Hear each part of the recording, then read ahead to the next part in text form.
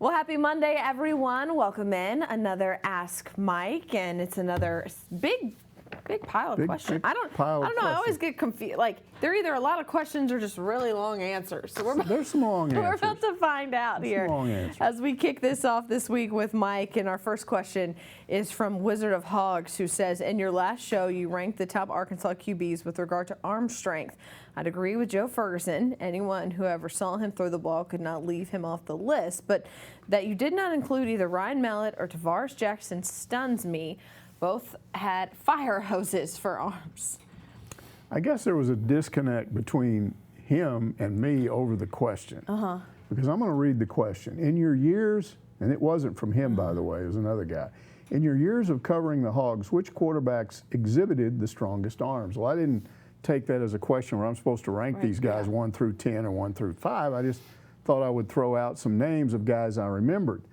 And also, when you ask me about guys with strongest arms, I'm not going to talk about some guy that couldn't hit the side of a barn just because he had a cannon for an arm. And that was Tavares Jackson when he was here. Now, Tavares transferred to Alabama State, and it turned out, I think, what he really needed was just to play.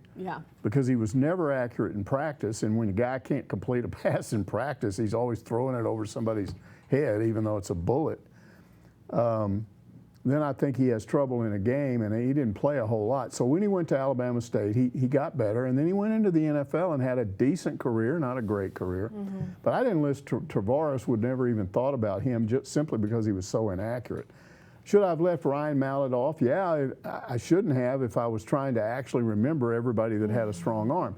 He had a strong arm, and he was accurate with a strong arm. But I just recalled a few guys that I remembered over the years that were both, you know, could throw a good deep ball and throw it accurately. So if I made no offense taken. I was not trying to offend anyone. Offend anyone about Ryan Mallett or Tavares Jackson.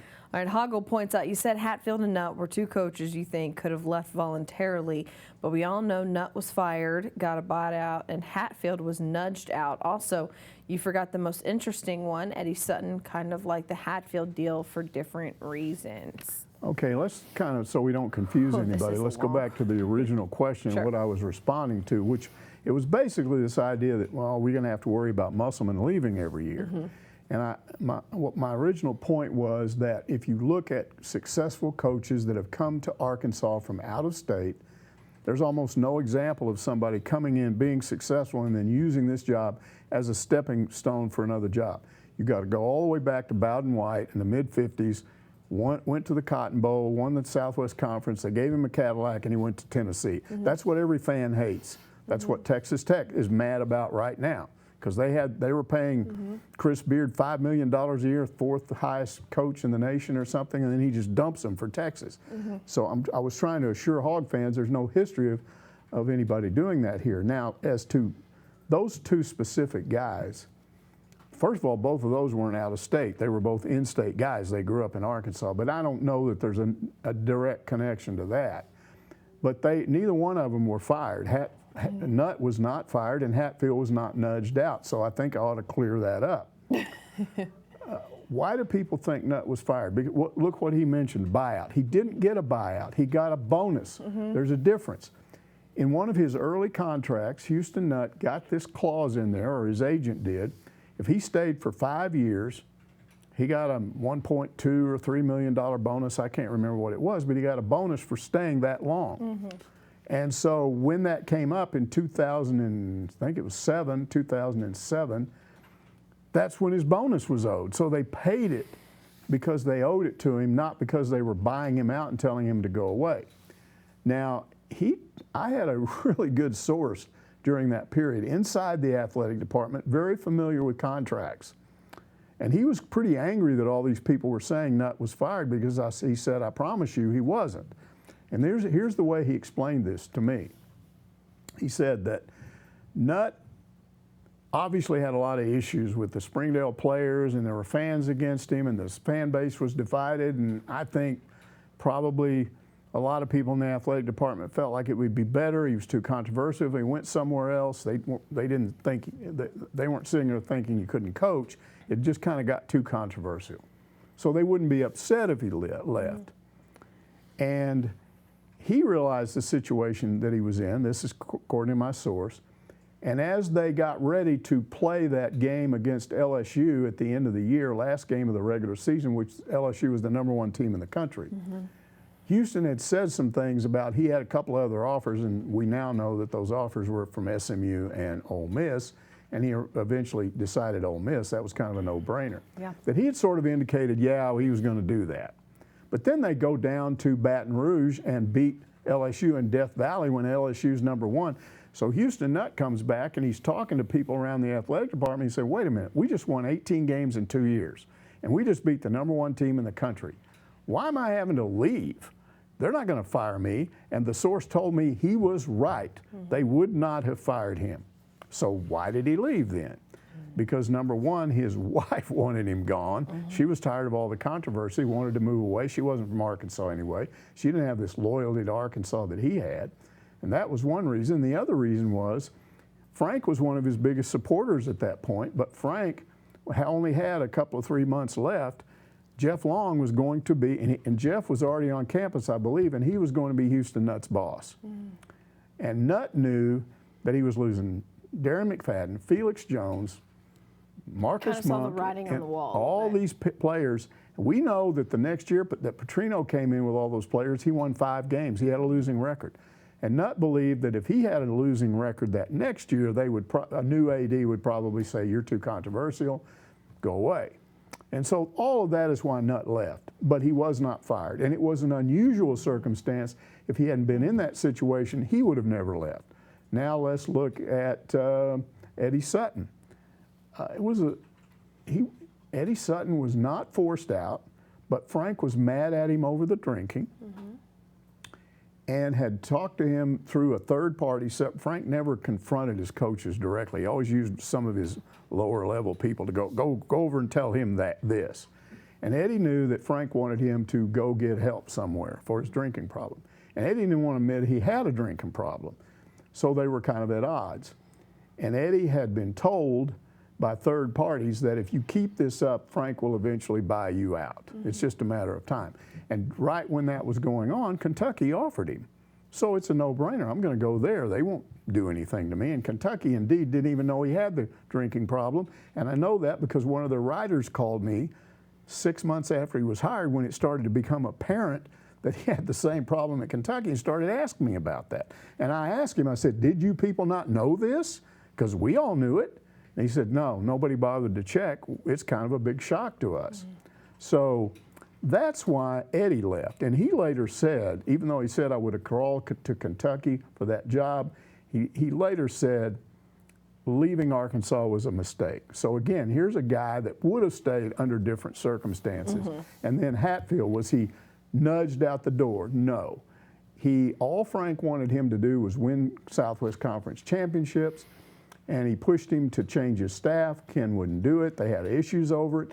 But Ken won out in the end and won those 2 conference championships and went to the Cotton Bowl 2 years in a row. So Frank was fine with him. It was Hatfield that was upset because he told people, this is my boss. Is he going to be on me every year to do this or do that? He's micromanaging me, and I don't want to play or coach under an AD that micromanaging me. So he left. And he wouldn't have left if it was not for that circumstance. So go back to my original point. Coaches don't tend to come here, do well, and go, gee, I can use this job to get another job. Yeah. That's the whole story there. I understand. I apologize, too, for yawning. I'm not yawning at you. I'm yawning because, I know. baby girl got me tired. No, stay up late. No, man. I yawn a lot myself. Oh, can't seem to get enough sleep right now. Okay. Pork Soda asks, why are states like Florida making laws to allow student athletes to be paid for their name, image, and likeness when it was never against the law in the first place? Do people realize that NCAA rules are not laws? Well, we have seen an example where an NCAA rule has forced an Arkansas Razorback track athlete to go pro because of it. So yeah. They do have to have some kind of protection. I do think that these legislature in Florida knows the difference. Some fans sometimes don't know. They're always talking about NCAA law like it's a law. It's not. But what we're talking about here is a protection. It's the legislature in Florida saying, we don't think it's right for a school to sell a football jersey with a number on it, like let's say a number 5 for Darren McFadden years ago. It was a very popular number. We don't think it's right for them to be able to sell that jersey in merchandising shops and make money off of it, and the guy doesn't get anything. The actual thing came out of those video games where, what was it, electronic sports or whatever, EA Sports. Yeah. They were creating these college football games in which you could, there would be like a 6'6" quarterback for Arkansas wearing a number 9, and everybody knew that was, they knew who that guy was. Right. So the feeling was you shouldn't be able to make money off somebody else and use their image or whatever.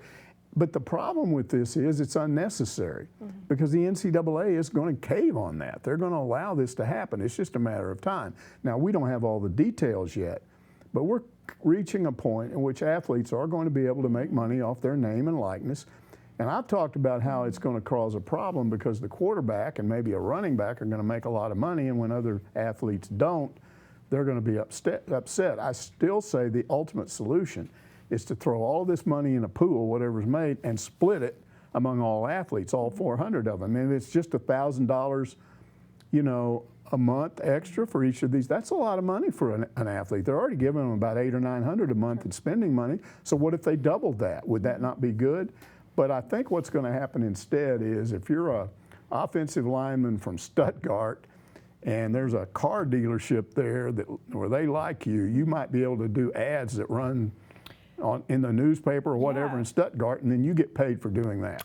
Yeah, to point out and to take it a step further, Arkansas is very close to doing the same thing that Florida has done right now, and it's a protection. And until the NCAA steps up and makes it a rule that players can do this, states are taking it into their own hands and going ahead and saying, we're going to do it because we're not waiting for you anymore. And I think it's important to point out a lot of Arkansas former athletes, current athletes, Eric Muscleman, Mike Neighbors were down in the Capitol talking about this last week.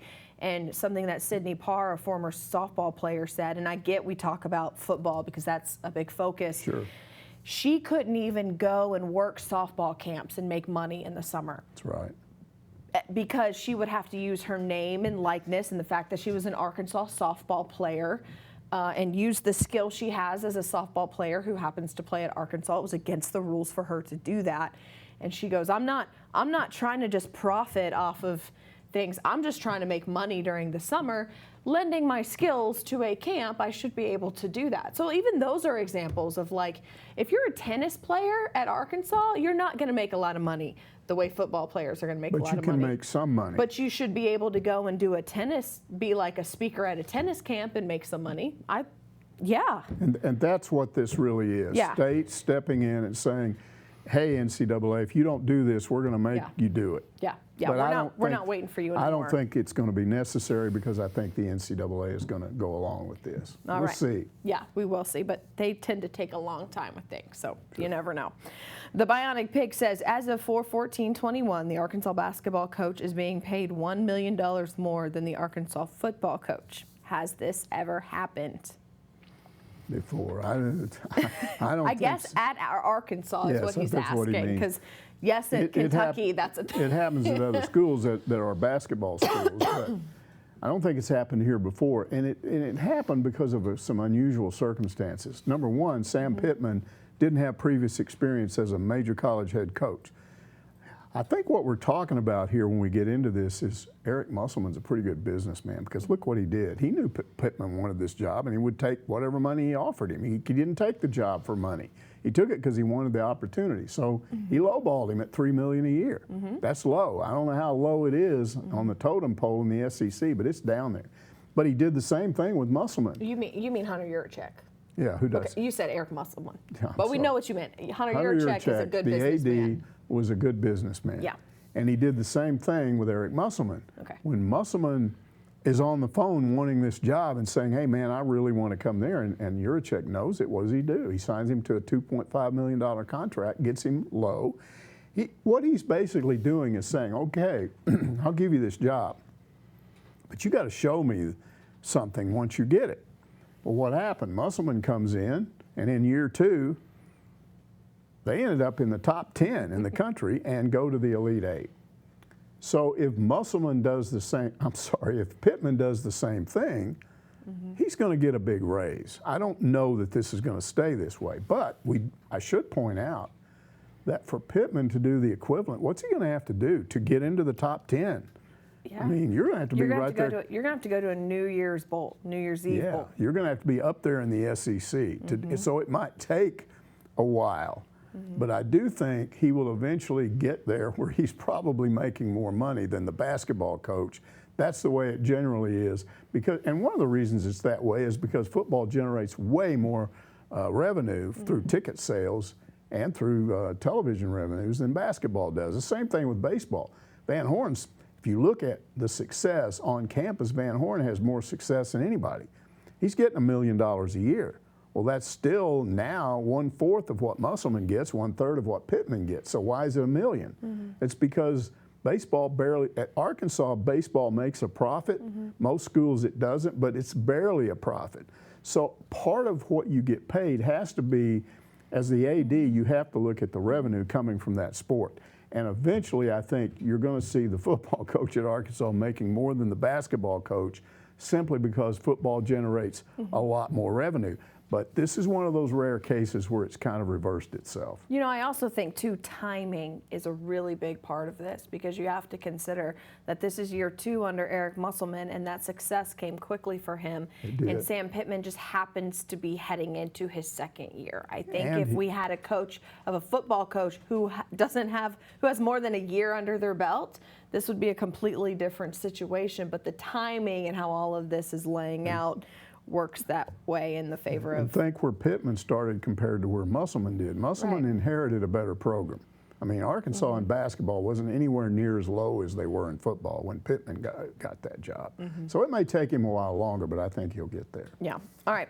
Dr. Starks. Yep. On Hogville wants he's a to regular. know. Okay, I'm sorry. Now that the Muscleman contract extension talk is over, could you address the rumors concerning his off-the-court demeanor that popped up during the season? Is or was there any credence to people within the athletic department having issues with him and his personality antics, to your knowledge? I don't know about any antics. I mean, I think maybe he's getting confused with Muscleman. I think I've never heard of Muscleman having issues with people in the athletic department. First of all, he's in a separate building. Yeah. Petrino was actually over there in that building at the time he coached here, and that caused some friction. Muscleman's got his own workout area, his own coach's office and whatever, and I haven't heard anything about him having a problem over there. The problem is with his staff, or at least some members of the staff. He's a very intense person. I think if you watch some of his Zooms, we all know it. If they lose, it's not very fun. It's not fun to do a Zoom with him because he doesn't want to talk. And frankly, acts like sometimes a kid gets mad. I don't have a problem with that because I know what's going on in his head. He coaches with a lot of emotion. He hates to lose so bad. And I had a guy tell me one time, he thinks athletes and coaches can be rated on their ability to accept losing.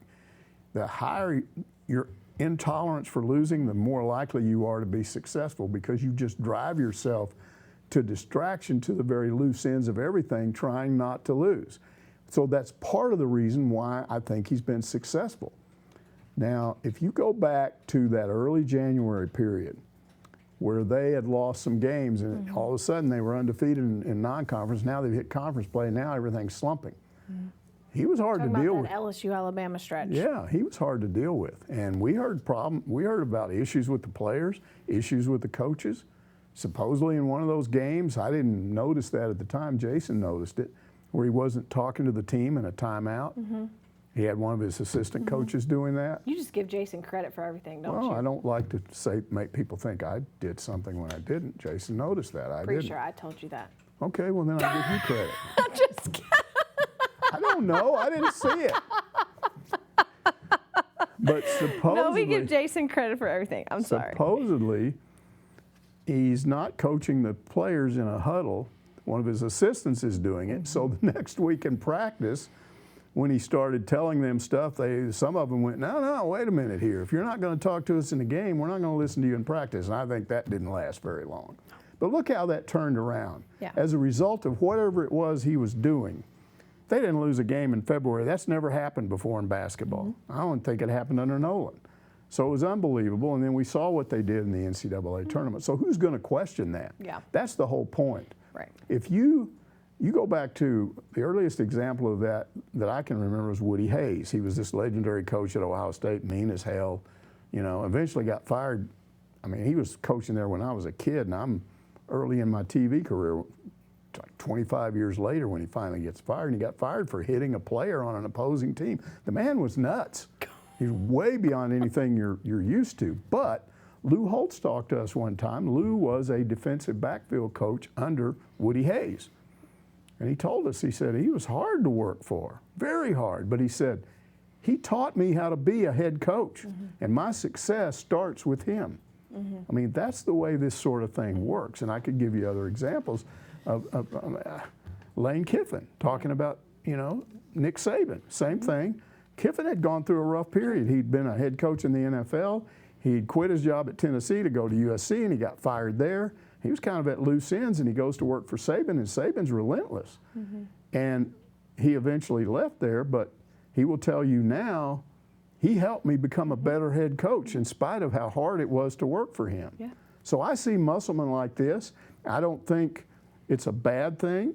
I don't think he's out of control like Petrino, who went around doing crazy things. I just think he's hard on coaches and hard on players. Yeah. He's not mean to any of us, and I don't know that he's walking around the athletic department shoving people out of the hallway or something. I think the best comparison is like a family, like a dad. Like sometimes your dad and your mom, or you're gonna fight with family. That's how it is. And then look, your best friend's the next, 72 hours later or whatever. I mean, it's just, it happens, and it happens it happens in any kind of team atmosphere. And I'm not saying every coach is that way to be successful. Eddie Sutton once explained it this way. He said, all you have to do as a head coach is do what you do.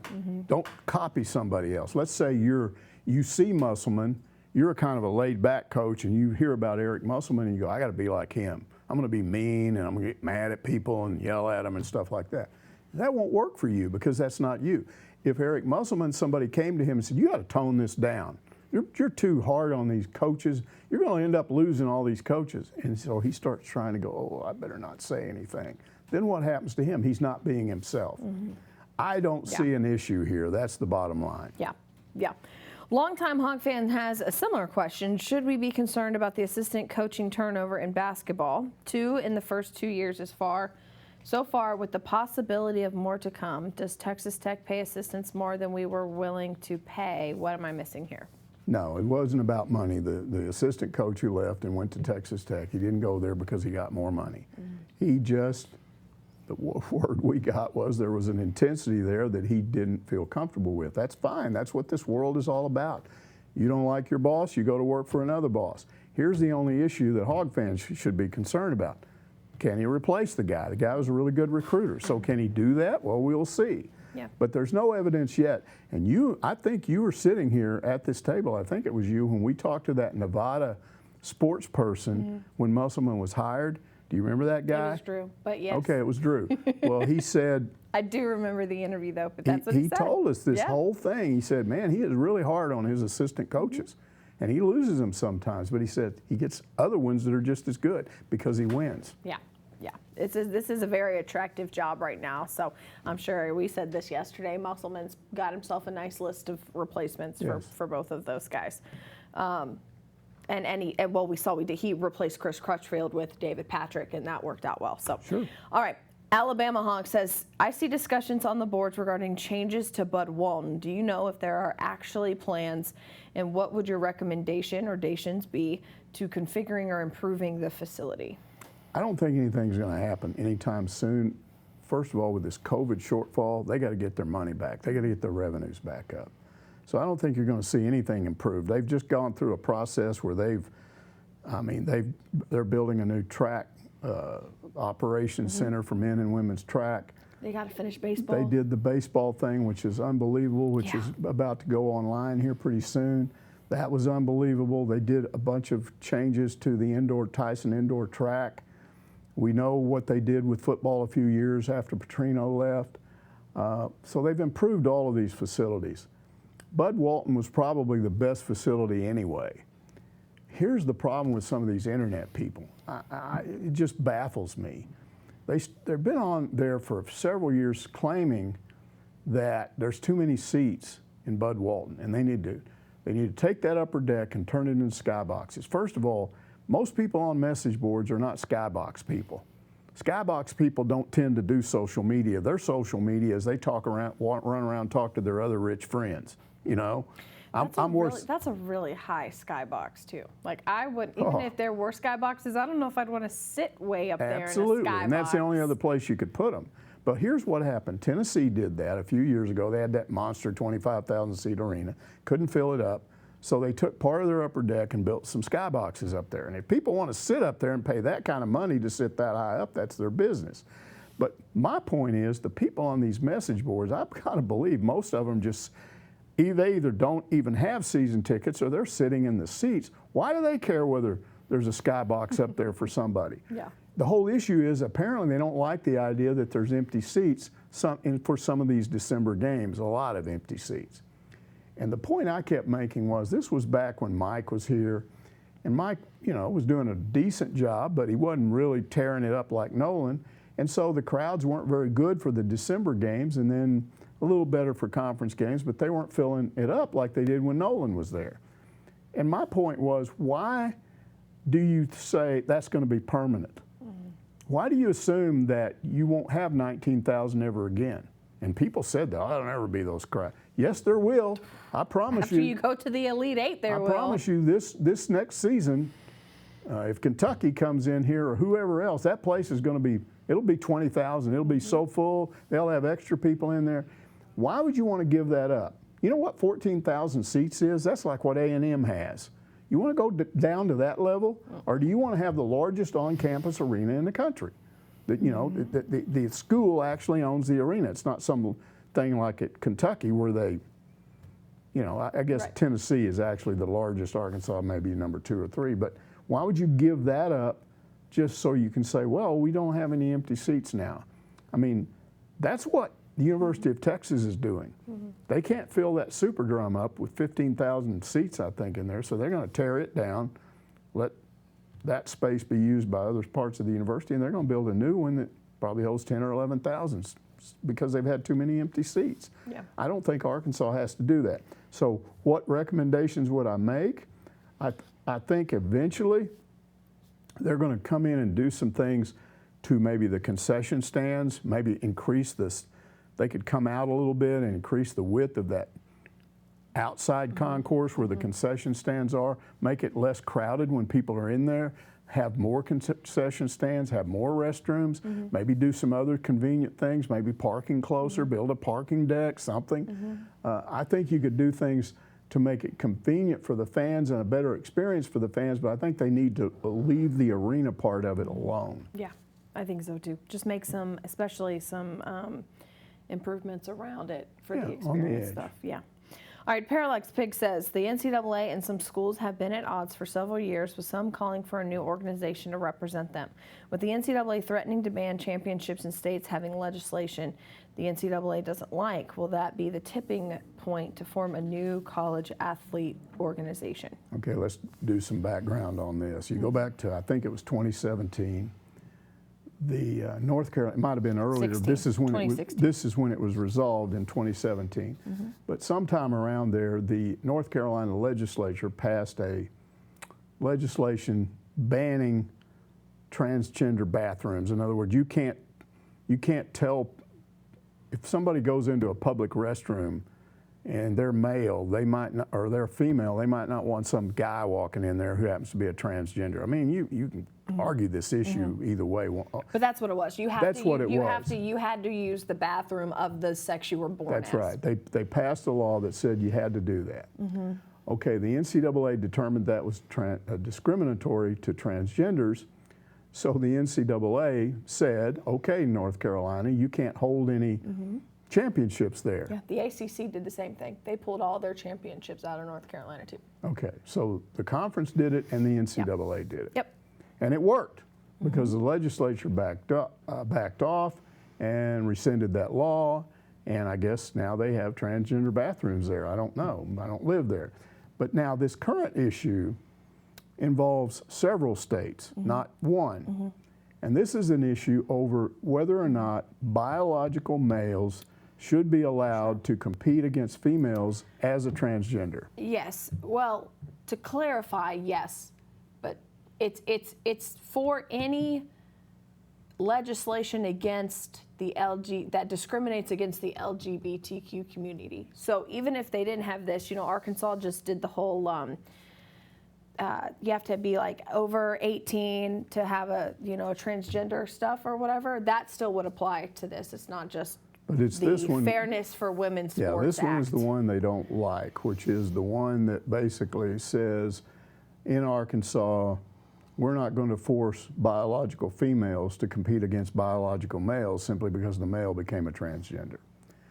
And so what the NCAA has done is and this is ongoing right now, we don't know how it's going to be resolved. They basically said, well, then we're going to pull our championships, our playoffs out of your state where you do this. Now, this would be baseball regionals, softball regionals, things like that, where you have, as a part of the playoff system, those theoretically would be moved to other places. Well, think about this. You take Arkansas, okay, if they're the #1 team in the country, they're not going to be able to host their own regional. Your softball's a top 10 team. You're going to do that to softball. You're going to go down and do that to Ole Miss, Mississippi State. I don't know how many others there are. Tennessee, which would do Tennessee and Vandy. Yeah. So, are you going to do this now? What if they actually do it? What is going to be the reaction of the SEC? Are they going to defend their schools, or are they going to do what the ACC said? And yeah, we agree with that too. I don't know. I don't know how this is going to be resolved. And I don't know what the legislatures of these states would do if they decided to fight it, if they decided to say, wait a minute, what you're doing is against our law. So we're going to sue you and say you don't have the right to pull these championships out because you don't have the right to determine what's fair and what's not fair. And then you let maybe it eventually go to the Supreme Court. It could go that far. I don't know where it's headed. All I know is, as it stands right now, there's a good chance that Arkansas would be the #1 team in the country but wouldn't be able to host its own regional. They'd have to go somewhere else as the #1 seed and play some out of state somewhere. Yeah, they're predetermined this year, and that's why the NCAA has a say. It's the first time that they've decided to do predetermined locations and not just by your top 16 seeds. And they're saying it's because of COVID, but could this also be playing into it, this whole possibility? Well, so the decision, the COVID decision came before all of this passed because they just want to be able to control the environment in terms of with COVID, make sure it's safe and rules and regulations. And then all of this happened in these states recently, and so it was almost like it was stacked on top of it. Well, we would have pulled it anyways. The thing is, it's interesting because the NCAA, those places and those championships in North Carolina were predetermined, and right now, obviously, your top 16 teams aren't predetermined. Right. So you just go play when, you know, baseball regionals start and they pick the top 16 teams and they host. So what do you think? What do you think the odds are that they're going to stand firm in Arkansas if they could be the #1 team in the country and they don't get to host their own region? It'll be really interesting because they stood so firm in North Carolina, and I remember following all the stuff going on in North Carolina. Again, I went to an ACC school. It affected my school, and it affected a lot of things that happened in that state. Being from the East Coast, I was just interested in it. But I don't see how the NCAA could not act on this when they did what they did in North Carolina, because then what precedent are they setting? But then I think you start that chain reaction, like you said, is this the straw that breaks the camel's back? And now it's turned into what it's turned into. Yeah. I don't know what can the NCAA afford to do this is what I don't know. I would think that whether or not it comes to that is how much your conference is going to back you up, and do other conferences back you up. Remember the whole issue about whether to play football or not. And the SEC said to the NCAA, we're playing. You don't have any control over the regular season. You only control the playoffs, and you don't control the playoffs. Not in football. Yeah. So you don't control football in playoffs, and you don't control the regular season, so we're playing.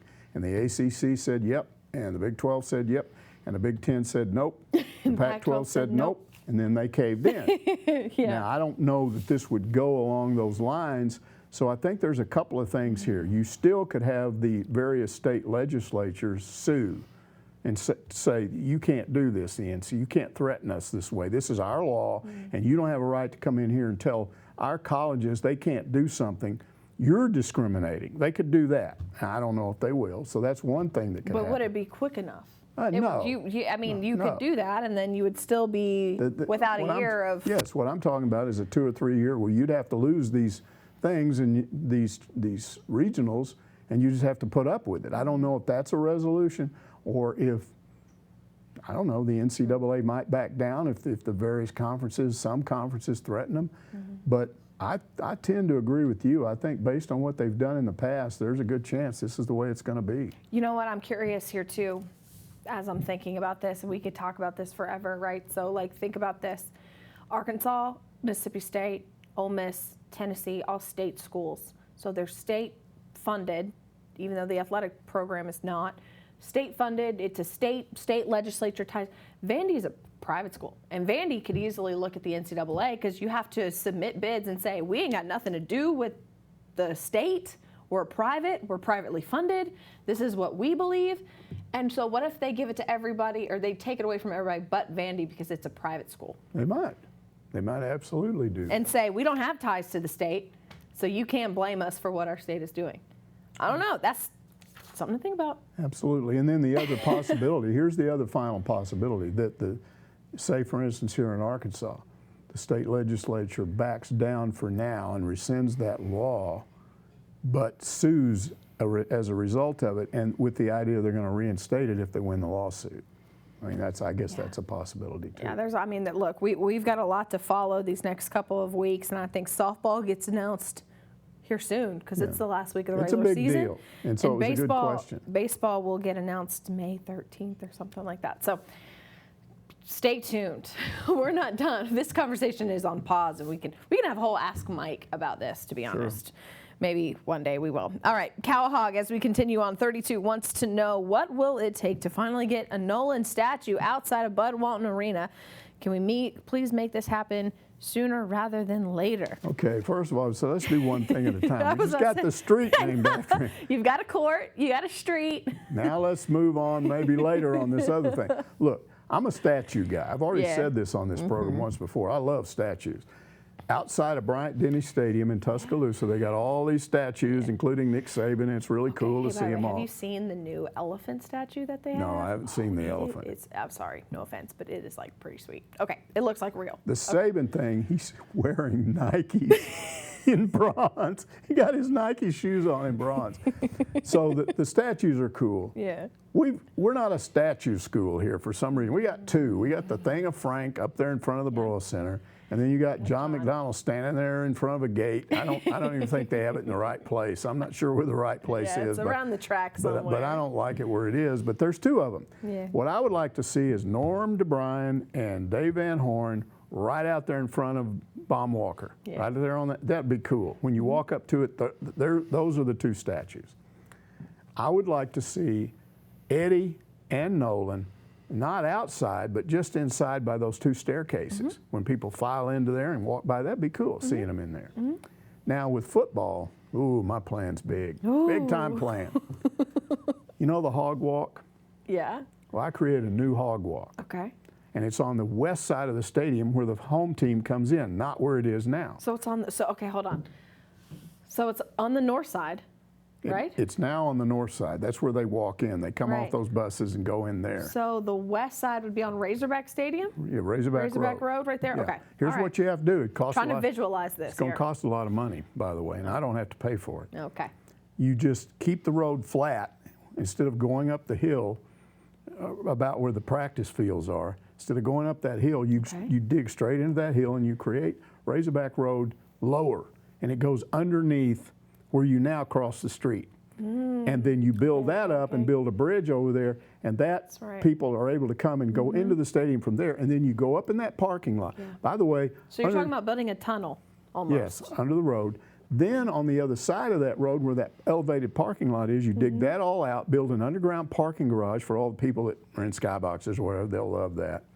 They park there, but above that you create a tiered area where you've got planters. Like Hog Legend Plaza or something? Yeah, and you have statues all over it and little park benches. And when people come in the summer, I know a lot of people come up here in summer and they want to see the stadium, they can go into that area. You got trees there, you got benches.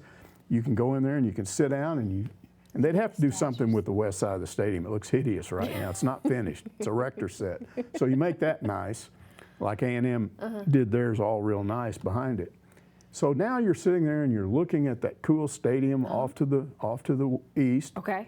And you've got all these little elevated walkways with all these little statues, and you have all these coaches and all these guys like going back to Ware Schoonover and Darren McFadden's up there, all these hero football players. And it would be a cool area, wouldn't it? With statues, and it would be a tourist attraction. Can you write that up and send it to Well, Hunter? it would only cost, I think you could get that done for about $400 million. Yeah, I just called Jerry. Dig holes in the ground, builds underground parking garage. If you put a statue of Jerry in there, he'll pay for it. We'd put Jerry in there. Jim Lindsay, all those guys. There you go. All right. Hey, back to Nolan. You want to see Nolan's statue? Yeah, absolutely. All right. That's what the whole question was about. Eddie so we digressed a little bit, but statues are a thumbs up around here. All right. Blood Red Hog asks, what were the overall thoughts of the spring game? How did it compare to previous coaches' first spring games in terms of execution and how it went, how well it was organized? Before you answer this, because we talked about this one before, I do remember the first spring practice and spring game under Chad Morris. It was raining in Little Rock, and I feel like that should have been an omen. It was cold and rainy and miserable, and we all should have known right then and there that this was not going to work out. Yeah.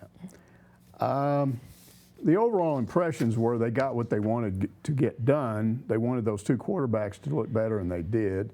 Other than that, the dampness, the coolness of the weather, the fact that it wasn't nice and sunny and warm, and then you throw in the doubleheader baseball game that was created by the night before when that was rained out, probably drew fans away from it. I thought there'd be a bigger crowd, but I understand why there wasn't. I'm not a big fan of doing special things for spring games. I know you remembered under Bielema the time they let Kane and Sandy run for a touchdown. And a lot of schools do little entertaining things like that for the fans. They didn't do any of that I know of. I don't have an issue with that. I'm not big on the spring game as some sort of a attraction or whatever. I think it's just something to do in the spring, and kind of if you're a super duper fan, you might want to come out and look at certain players. The question that was odd about that was, what do I remember about other first spring games under other coaches? Are you kidding me? I just remember some spring games. I remember one spring game where they claimed I had left the game, and they announced on the PA that there were 20,000 people at it, and there couldn't have been more than 8. And whoever I was with, I said, "What a liar!" to whoever was on that PA system. So I remember weird things like that. I remember one year Houston Nutt had a spring game under Houston Nutt, and he had McFadden and Felix Jones and all these guys. They didn't need to play in a spring game. Everybody knew what they could do. He did not want them to get hurt, so it was literally a touch football game. When they snapped the ball, somebody would touch McFadden and the refs would blow the whistle. And it took about 10 minutes for people to figure that out, and they just got up and started leaving. Like, what's this all about? It's not a real game. The only first spring game that I specifically remember is Petrino's first one. Okay. And that's because that was back 2008 maybe. And there was some kind of a big deal around the country where everybody started talking about the attendance at their spring game. Well, Alabama had 55,000. So everybody was talking about this. And I guess they decided to make a big deal out of it with Petrino because he was this big name guy. So I think they had 43,000. They announced, an usher told me that was just an estimate based on looking at the stadium. He said what they're not taking into consideration is people are spread out. They're not mashed into their seats like they would be for a regular game. So he said there's really probably only about 30, 35,000. But that was a big crowd for a spring game. Yeah. And that's the only reason I remember that game was just because they supposedly set some sort of record. And it might not have even been Petrino, but I think that's what it was. All right. I don't remember specific first spring games under first-year coaches because I don't think that's necessarily a big deal. Yeah, I would say, what's their first game? What do they do in their first SEC game? Things like that. Yeah. All right, Eddie Lynn, our last question, says, looks like the Diamond Hogs finally ran out of their come-from-behind magic. They've been living on the edge a lot this season.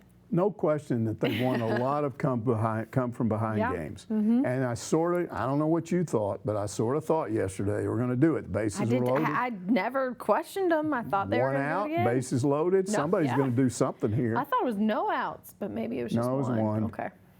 And then you had 2 straight strikeouts, and suddenly it was just kind of over. And I went, wow, they didn't come from behind in this game. But here's the issue. They are still the only SEC team that hasn't lost a series anywhere, road or home. They've won every series they've been in, which is a big deal. And they've had some sweeps. They are still #1 in the country. They are tied with Vanderbilt for the overall lead in the SEC, so all of that is good, but and we're at the halfway point now. But here's the issue. Where do they go next? They go on the road to South Carolina, and South Carolina they're getting ignored. They're sitting there 1 game behind Arkansas and Vanderbilt for second place. There's 1 game behind Arkansas and Vanderbilt, first place in the SEC. They're 1 game back of that. They're a good team. So that's going to be a tough series at South Carolina. Your pitching's got to get better. What is it? How many? 20, 25 runs on Sunday, the last 2 weekends, 14 and 11? Yes. So it's 25. That's a lot to give up. Now here, they're going to have a couple of arms maybe available that weren't available this weekend. It looks like Connor Nolan is going to be back. And I guess Zebulon Vermillion had some kind of arm fatigue. He was struggling a little bit, so they decided to rest him. So you may have 2 extra arms, which might give you better options on Sunday. Maybe. Yeah. We'll see. We'll see. We'll see. We got to make it to the weekend first. So we'll see how it goes. I might have a question about it come next Monday. So sure we will. Hopefully I'll still be here. Fingers crossed, everybody. I made it 1 more week, y'all. We're just counting day by day, day by day. All right, that is going to do it for Ask Mike. For Mike Irwin, I'm Melissa Orange. We'll see you next time.